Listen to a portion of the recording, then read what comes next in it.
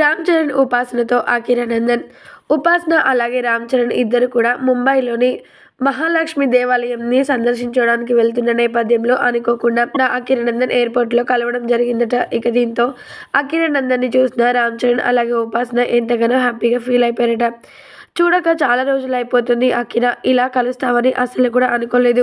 కాబట్టి ఇప్పుడు ఎలాగో కలిసావు కదా, ఇక మనమందరం కలిసి దేవాలయానికి వెళ్ళి ఆ మహాలక్ష్మి అమ్మవారిని దర్శించుకొని వద్దామంటూ ఉపాసన అలాగే చరణ్ ఇద్దరు కూడా చెప్పుకొచ్చారట అకిరానందన్తో. ఇక దీంతో అకిరా కూడా దానికి ఒప్పుకున్నట్లుగా తెలుస్తుందట. ఏదేమైనప్పటికీ అకిరా మాత్రం ఇలా సడన్గా చరణ్కి కలిసేసరికి ఈ విషయం తెలుసుకున్న అభిమానులు సైతం ఎంతగానో హ్యాపీగా ఫీల్ అయిపోతూ ఉన్నారు.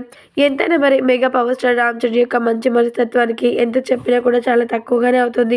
ఎవరు ఏమనుకున్నా, ఎవరితో ఎలాంటి సంబంధాలు ఉన్నా లేకపోయినా కానీ అకిరానందన్ మాత్రం నా బాబాయ్ కొడుకు అంటే నాకు సొంత తమ్ముడు కంటే కూడా ఎక్కువగా, తనను ఎప్పుడు నేను ప్రేమగానే చూసుకుంటాను అంటూ mega power star Ram Charan చెప్పిన తీరు అందరినీ కూడా ఎంతగానో ఆకట్టుకుంటుంది. ఏదేమైనప్పటికీ దీనికి సంబంధించిన ఈ విషయాలన్నీ కూడా నెట్టింట వైరల్గా మారుతూ ఉన్నాయి. మొత్తానికైతే ఉపాసన అలాగే అకిరానందన్ ఇంకా రామ్ చరణ్ ముగ్గురు కలిసి దేవాలయాన్ని దర్శించుకొని మళ్ళీ ఎంతో హ్యాపీగా తిరిగి వస్తారన్నమాట.